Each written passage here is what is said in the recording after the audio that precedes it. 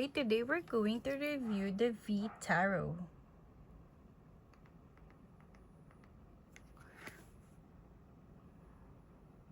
By Alejandro Colucci. Alright, so binili ko rin siya sa US. Gawa rin siya ni production ng Los Carabeo. Basta Los Carabeo, maganda yung pagkakagawa ng mga cards. So yun, binili ko rin siya sa US. Ayan. Pag ganito yung open niya. Simple lang yung guidebook niya. Ganito siya.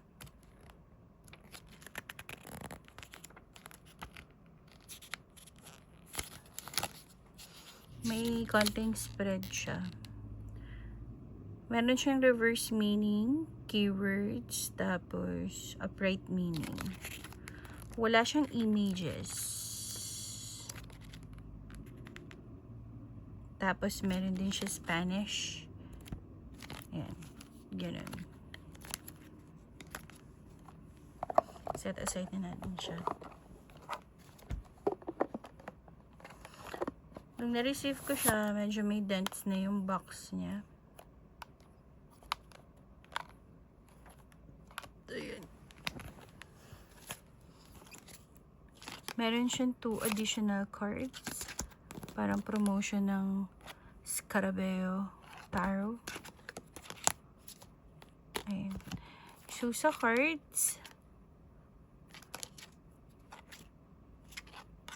nakaganyan siya. Upright. Halata siya for me sa cross. Halata kapag naka-reverse yung cross niya. Hindi kasi siya even. Tapos yung ito nakabaliktad kapag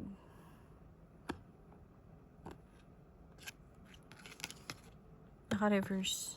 Ayan, naka-reverse. Nakabaliktad.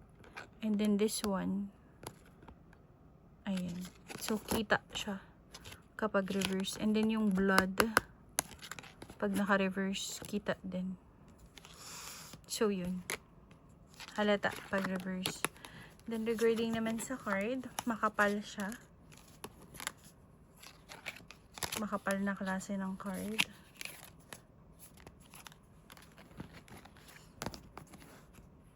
Ayan. Start na natin. Flip through.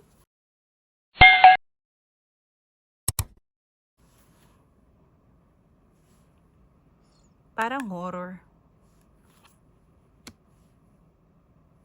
Wala siyang like the Fool, Zero, the Fool, Magician. Ayan, hindi siya nakalagay. Empress, Emperor. Wala, hindi siya nakalagay. The Lovers, Hierophant. Ayan. So, this is parang for advanced tarot reader. Hangman. Hindi siya nakalagay. So, pag nabibilisan kayo, you can pause. Tapos, makikita nyo siya dito. Ayan. More on numberings lang siya.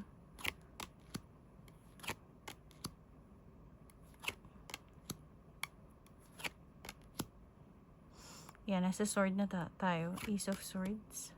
Nakalagay lang siya na swords dito, kaya doon mo ma-identify. Kinda horror siya. Pero astig.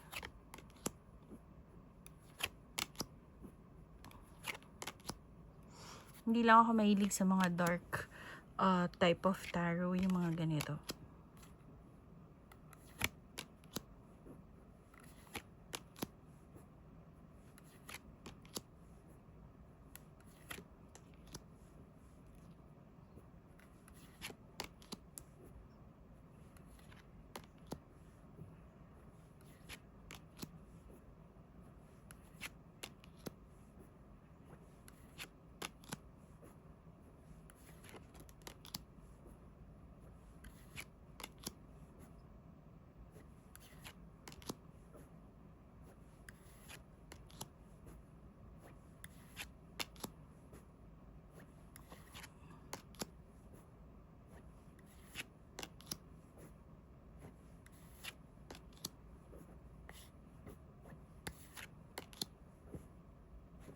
Ace of Cups. Two of Cups. Three of Cups. Four of Cups. Five. Six of Cups.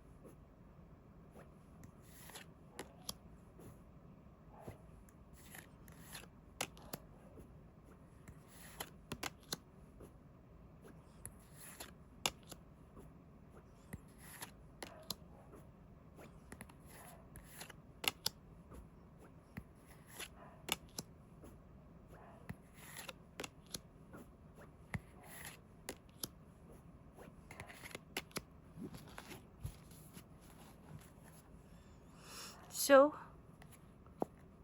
try natin i-shuffle.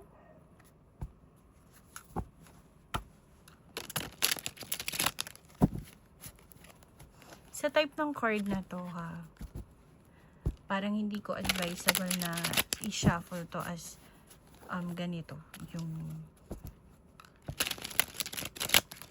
casino shuffle. Parang feeling ko magbe-bend siya. Makapal kasi ito eh. Yung ganito. Parang feeling ko wag nyo din siya i-shuffle ng pag ganito. Parang feeling ko ano siya eh. Alam niyo yung card na Heaven and Earth? Parang ganun siya. Feeling ko magdadent siya dito. Parang ganun siyang klase. So, safe is ganito siya. I-shuffle siya ng ganyan. Ganun. Ganitong shuffle. Ganyan. Pero makapal siya. So, quality din naman. Hindi lang ako mahilig talaga sa scary na na ganitong klaseng tarot. Gusto ko yung yung fairy, ganyan. Mga witch.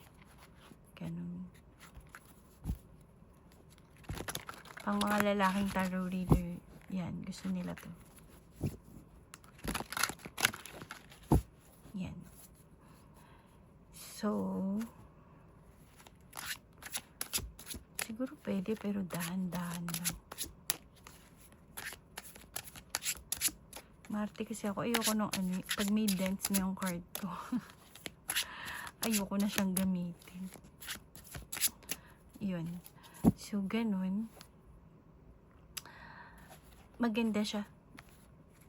Hindi lang ako mahilig sa ganitong klaseng type of images. But when it comes to the quality ng images, maganda siya. So, syempre magiging bias ako dahil ayoko nga nung ganitong klaseng images. Pero sa quality, sige, sabihin na natin 8 out of 10. No? V Tarot. Tarot V pala. Tarot V. Ayan. 8 out of 10.